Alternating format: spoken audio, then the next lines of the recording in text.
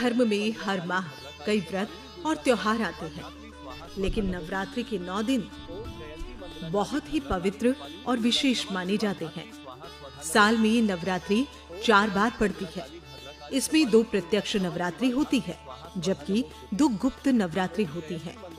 चैत्र माह में पहली नवरात्रि मनाई जाती है। इसे चैत्र नवरात्रि कहते हैं। चैत्र नवरात्रि के 9 दिन भक्त जगत जननी आदि शक्ति माता दुर्गा का पूजन और व्रत करते हैं। नवरात्रि के 9 दिन व्रत और मां का पूजन करने से भक्तों के सभी संकट दूर हो जाते हैं।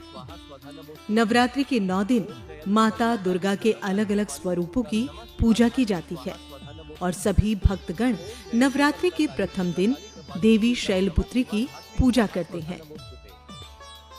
देवी शैलपुत्री की पूजा विधि। नवरात्रि के पहले दिन सबसे पहले सुबह स्नान करके साफ वस्त्र धारण करने चाहिए। इसके बाद घर के मंदिर की सफाई करनी चाहिए। फिर एक चौकी पर देवी शैलपुत्री की तस्वीर या मूर्ति स्थापित करनी चाहिए। फिर विधि विधान से घट स्थापना करनी चाहिए। इसके बाद देवी शैलपुत्री का ध्यान करते हुए व्रत का संकल्प लेना चाहिए। पूजा के समय देवी शैलपुत्री को सिंदूर लगाना चाहिए। देवी को लाल रंग के फूल चढ़ाने चाहिए। देवी के सामने घी का दीपक जलाना चाहिए। फिर देवी को फल और मिठाई का भोग लगाना चाहिए। पूजा के समय दुर्गा चालीसा का पाठ अवश्य करना चाहिए और अंत में हमें आरती करके पूजा का समापन करना चाहिए। मां शैलपुत्री संपूर्ण व्रत कथा। मां दुर्गा को सर्वप्रथम शैलपुत्री के रूप में पूजा जाता है। हिमालय के यहाँ पुत्री के रूप में जन्म लेने के कारण उनका नामकरण शैलपुत्री हुआ। मां शैलपुत्री का वाहन वृषभ है, इसलिए ये देवी वृषारूढ़ा के नाम से भी जानी जाती हैं। देवी शैलपुत्री ने दाएं हाथ में त्रिशूल धारण कर रखा है और बाएं हाथ में कमल सुशोभित है। यही देवी प्रथम दुर्गा का रूप है।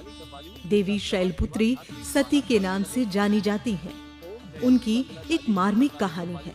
एक बार जब प्रजापति ने यज्ञ किया तो इसमें सारे देवी देवताओं को निमंत्रण भेजा गया, भगवान शंकर को नहीं। सती यज्ञ में जाने के लिए व्याकुल हो उठी। शंकर भगवान ने कहा कि सारे देवी देवताओं को निमंत्रित किया गया, लेकिन उन्हें नहीं। ऐसे में वहां जाना उचित नहीं है।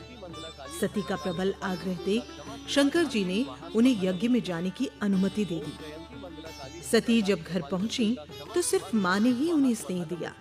बहनों की बातों में व्यंग और उपहास दिख रहा था। भगवान शंकर के प्रति भी तिरस्कार का भाव था। दक्ष ने भी उनके प्रति अपमानजनक वचन कहे। इसमें सती को दुख पहुंचा।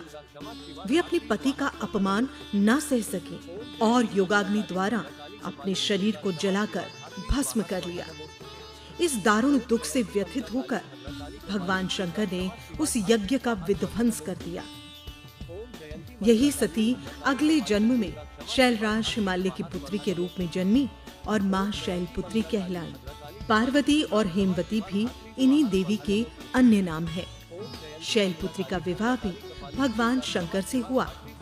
शैलपुत्री शिवजी की अर्धांगिनी बनी। इनका महत्व और भक्ति अनंत है। धार्मिक मान्यताओं के अनुसार जो भी नवरात्रि में सच्ची श्रद्धा और भक्ति के साथ देवी शैलपुत्री का पूजन करता है, उसके सभी कष्ट दूर हो जाते हैं। देवी शैलपुत्री की कृपा से सभी मनोरथ पूर्ण होते हैं। इसी के साथ ही जीवन में सुख समृद्धि भी बढ़ती है।